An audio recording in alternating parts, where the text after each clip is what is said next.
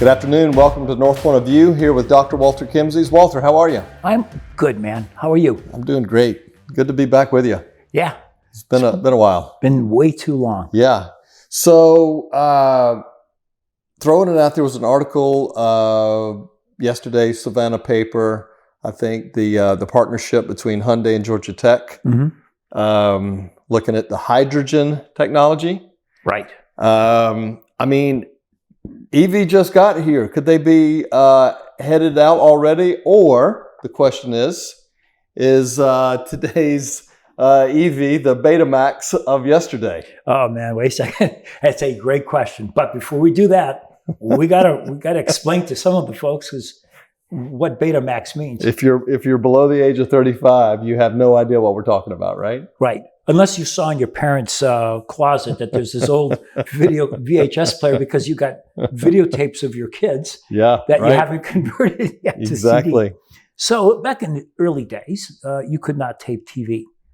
TV came on, you watched the show, great. If you missed the show, too bad, too sad. You would have to wait 5 years, 7 years for reruns. Yeah.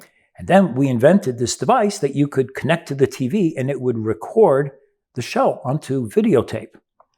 And the only time I've seen one of these things show up in a modern show was in Big Bang Theory, when Sheldon Cooper had made a video of himself and saved it for his future self to watch. I love that episode because, I wish I taped it so I could show people this is what a videotape is.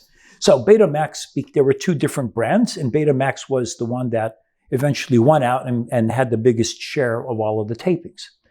And then what happens is the DVD came along and boom, gone were the videotapes, and everybody went to DVDs because the videotapes got stuff got recorded over stuff that you didn't want to record, and also they didn't last very long. After a certain number of years, the tape just disintegrated, but the DVDs didn't.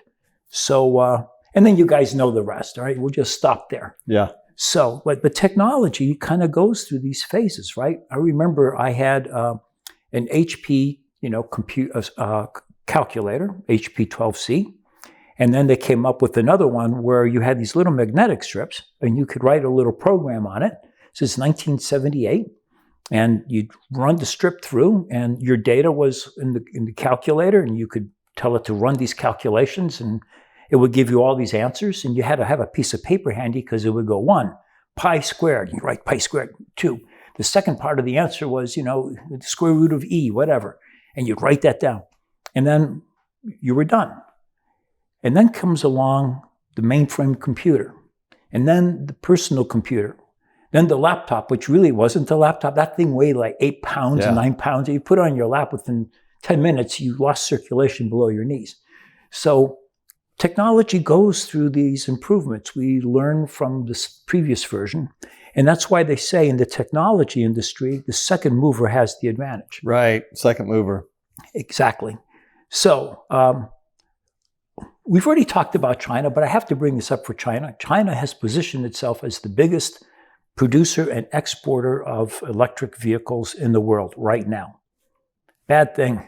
Very bad thing. You're betting a lot on an early technology, because honestly, I don't think EVs are going to be the personal means of transportation in the future. Yeah, and we've talked a fair amount about it, right? Yeah. Just how far behind the curve, we are in our country in terms of infrastructure.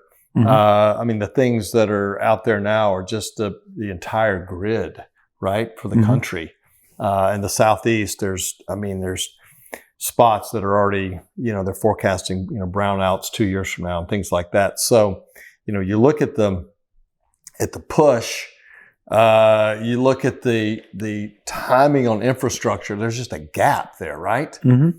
And the cue that we saw was when Hyundai announced in Savannah that their second big sort of presentation, they mentioned hydrogen 4 times in the presentation and EVs twice. And so that was 6 months ago when we sort of, had that question mark. It happened again this summer, right, at the trade conference. Right. Same guy did the presentation. They talked about hydrogen again 4 or 5 times.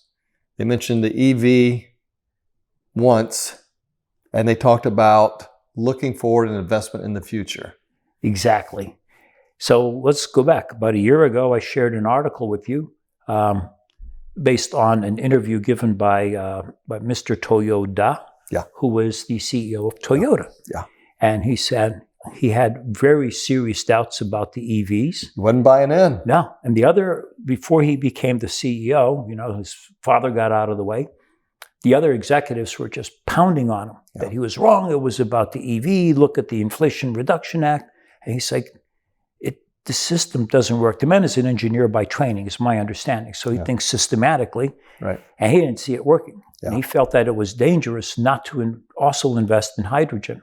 Yeah. And it's not surprising to see Kia listen to the guy, take a look at things and go, I don't think so. We better be careful here and hedge ourselves.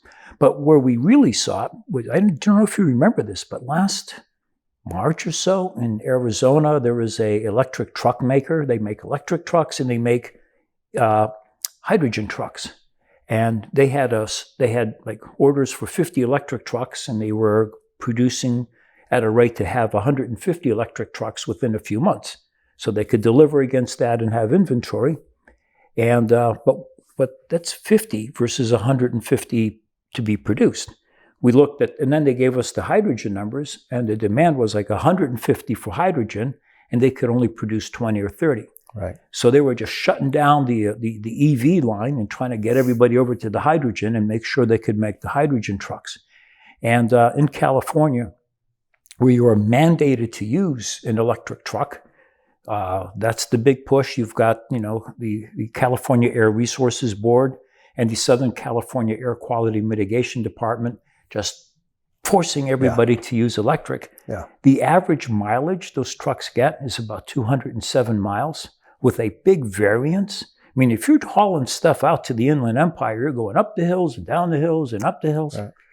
Not good. And so, and then some port authorities told me that they reviewed various models of electric trucks, and not one of them said that they could find a model that they would want to see implemented on their terminals. Wow. So that's not a good thing. Yeah, and about 6 months ago, I'm not going to, I don't know if I should or not, but not mention the automaker, but we were on a conference call where, they just sort of laid out that they're running parallel paths because they're not quite there on hydrogen, but they're going to be compatible. So all of the engineering, all of the structural integration is such that, at least as I understand it, that when the shift is made, that they pull the battery out, the hydrogen cell goes in, stays on the same frame, but that the EV solution is going to be short-lived. Yep, exactly.